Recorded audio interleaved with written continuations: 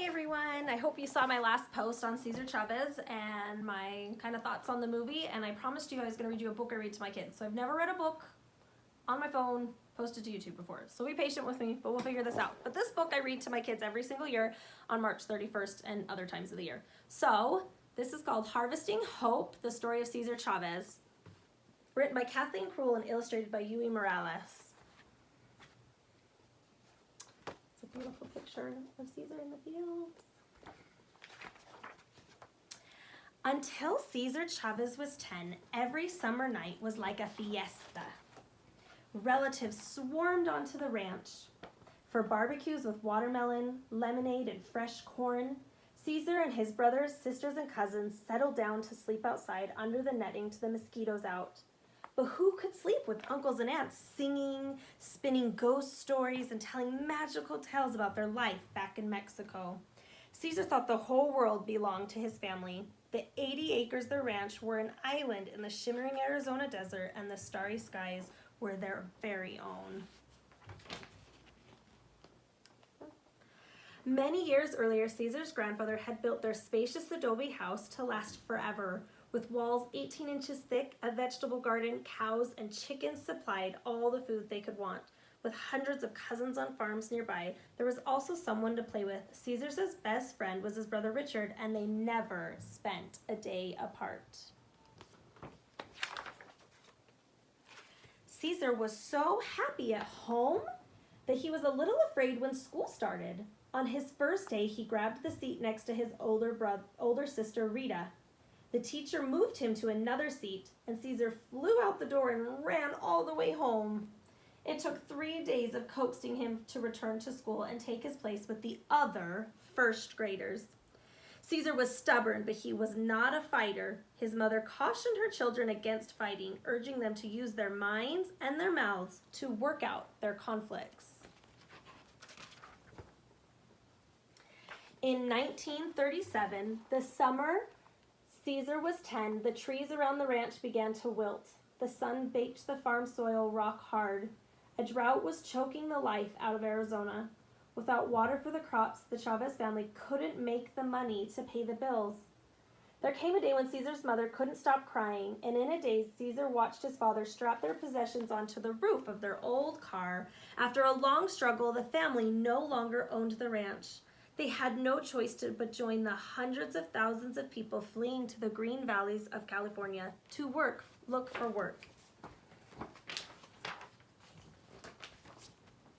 Cesar's old life had vanished. Now him and his family were migrants working on other people's farms, crisscrossing California, picking whatever fruits and vegetables were in season. When the Chavez family arrived at the first of their new homes in California, they found a battered old shed. Its doors were missing, the garage and the door were covered in dirt. Cold, damp air seeped into the bedding and the clothes, and they shared the water and outdoor toilets with a dozen other families. And overcrowding made everything filthy. The neighbors were constantly fighting, and the noise upset Cesar. He had no place to play games with his brother Richard. Meals were sometimes made of dandelion greens gathered along the road. Cesar swallowed his bitter homesickness and worked alongside his family. He was small and not very strong, but still a fierce worker. Nearly every crop caused torment. Yanking out beetroots broke the skin between his thumb and his index finger. Grapevines sprayed with bug-killing chemicals made his eyes sting and his lungs wheeze. Lettuce had to be the worst. Thinning lettuce all day with a short-handled hoe would make hot spasms shoot through his back. Farm chores on someone else's farm instead of his own felt like a form of slavery. The Chavez family talked constantly about saving enough money to buy back their ranch, but by each sundown, the whole family had earned as little as 30 cents for each day's work. As the years blurred together, they spoke of the ranch less and less. The towns weren't much better for the fields. White trade only signs were displayed in many stores and restaurants. None of the 35 schools Cesar attended over the years seemed like a safe place either. Once, after Cesar Chavez broke the rule about speaking English at all times, A teacher hung a sign on him that said, "I am a clown. I speak Spanish." He came to hate school because of the conflicts. Though he liked to learn, even he considered his 8th grade graduation a miracle. After 8th grade, he dropped out and went to work in the fields. His lack of schooling embarrassed Cesar for the rest of his life. But as a teenager, he just wanted to put food on his family's table. As he worked, it disturbed him, and the landowners treated their workers more like farm tools than human beings. They provided no clean drinking water, rest periods, or access to bathrooms. Anyone who complained was fired, beaten up, or sometimes even murdered. So like other migrant workers, Cesar was afraid and suspicious whenever outsiders showed up to try to help. How could they know about the feelings of the powerless? How could he battle such odds? Yet Cesar had never forgotten his old life in Arizona. And the jolt that he'd felt when he turned upside down, farm work did not have to be miserable. Reluctantly, he started paying attention to the outsiders. He began to think that maybe there was hope, and in his early 20s, he decided to dedicate the rest of his life to fighting for change. Again, he crisscrossed California this time to talk to people into joining his fight. At first, out of every 100 workers he talked to, perhaps one would agree with him. One by one, this is how it started.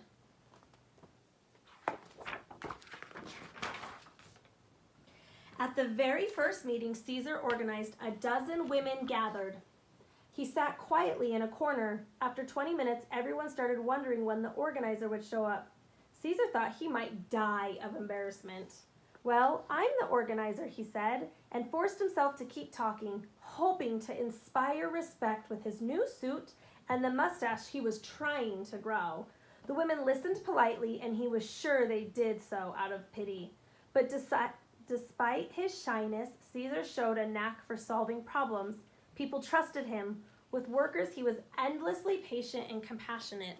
With landowners, he was stubborn, demanding, and single-minded, and was learning to be a fighter. In a fight for justice, he told everyone truth was a better weapon than violence. Nonviolence, he says, takes more guts. It meant using imagination to find ways to overcome the powerless. More and more people listened. One night, 150 people poured into an old abandoned theater in Fresno. At this first meeting of the National Farm Workers Association, Cesar unveiled its flag, a bold black eagle, the sacred bird of the Aztec Indians. La Causa, the cause, was born.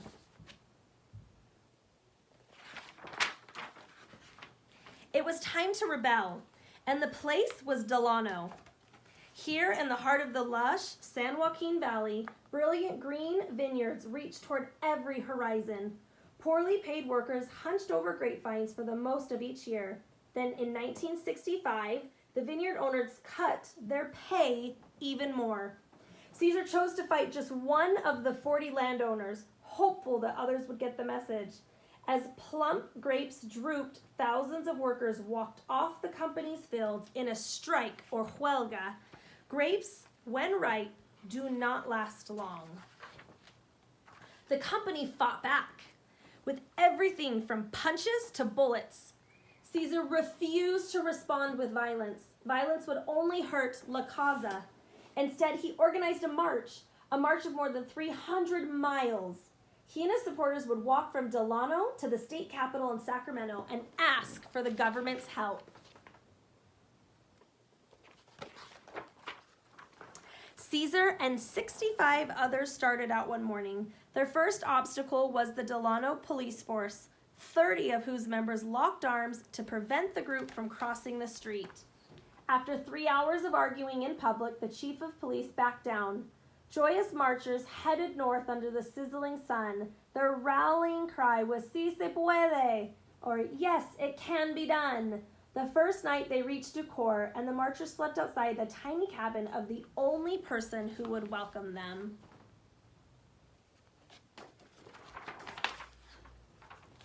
Single file, they continued covering the average of 15 miles a day.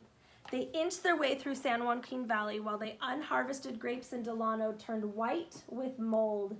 Cesar developed painful blisters right away, and he and many of the others had blood seeping out of their shoes. The word spread, and along the way, farm workers offered food and drink, and the marchers passed by. When the sun set, marchers lit candles and kept going. Shelter was no longer a problem. Supporters began welcoming them each night with feasts. Every night was a rally. Our pilgrimages is the match, one speaker shouted.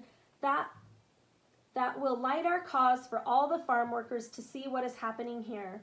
Another cried, we seek our basic, God-given rights as human beings. Viva la causa!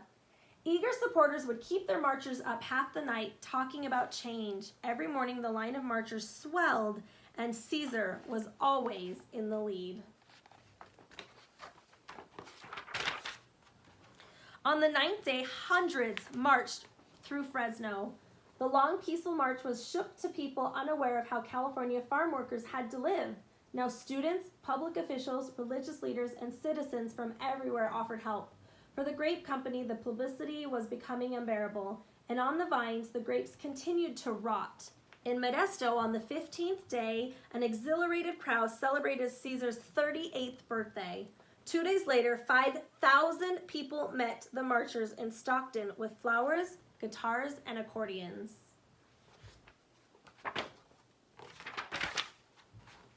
That evening, Cesar received a message that he was sure was a prank. But in the case it was true, he left the march and had someone drive him all the way through the night to the mansion in a wealthy Beverly Hills official's home. They were ready to recognize the authority of the National Farm Workers Association, promising a contract with a pay raise and better conditions. Cesar rushed back to the march. On Easter Sunday, when the marchers arrived in Sacramento, the parade was 10,000 people strong. From the steps of the state capitol building, the joyous announcement was to make to the public, Cesar Chavez had just signed the first contract for the farm workers in American history.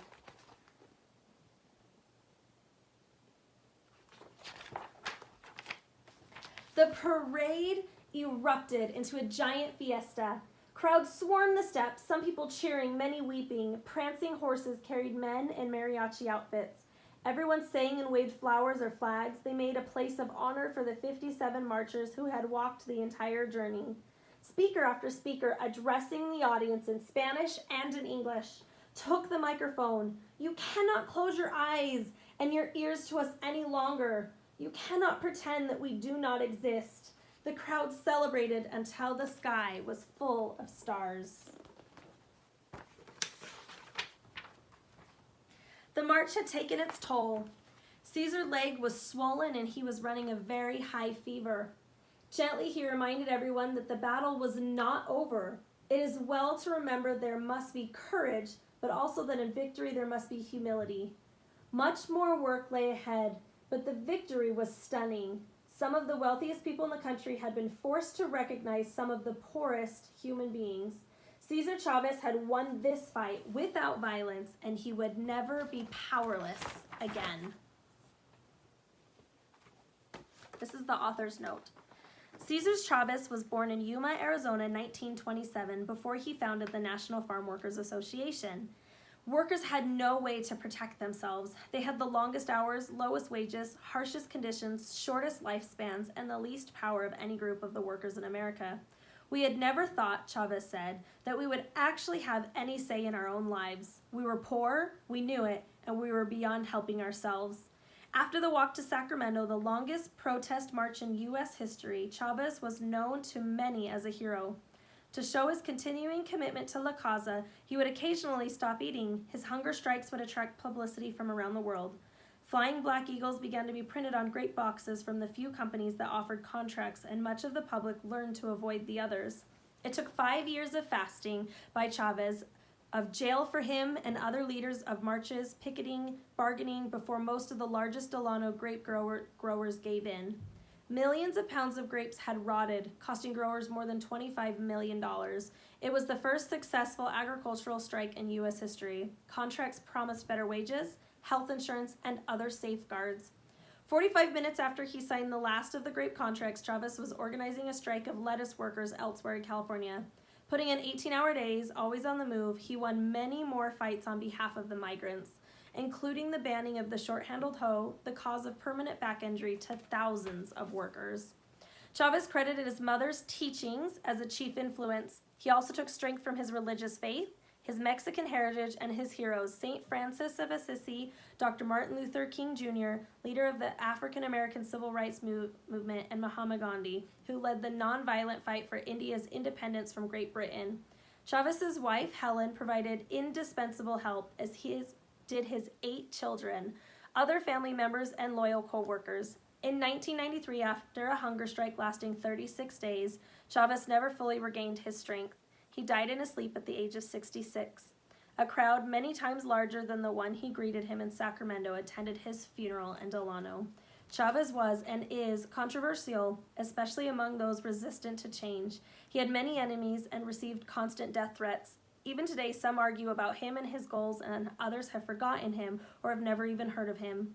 But many continue to see him as a hero for his utter sincerity, his belief that peaceful dedication to cause is more effective than force, and his self-sacrifice in the face of overwhelming odds. So I know that was a really long video, but I felt like it was really important for me to share this with you. After reading it, it reminded me, I've read at least 2 of his biographies that were written, and I'm about halfway through one of the largest ones. It takes me a long time to get through it. So it reminded me, I think I said 1 or 2 things probably slightly wrong in my other video, but the point still stands that he really was such a powerful man and did so much and so good. And I really felt emotional even reading this book too. I had to keep tears back because of how hard he really fought to protect human rights for different people. And I think that's really powerful. And we all put so much produce on our table on a daily basis, and so many people work so hard for that and don't realize that. And I'm really grateful for the things that he did and did that. So hopefully you guys all learned something new today, and hopefully maybe next year on March 31st that you can come back and listen to this again, or find, some of your own favorite books that you want to read and learn more about Cesar Chavez. So thank you, Cesar, and the Farm Workers Association, for all you do.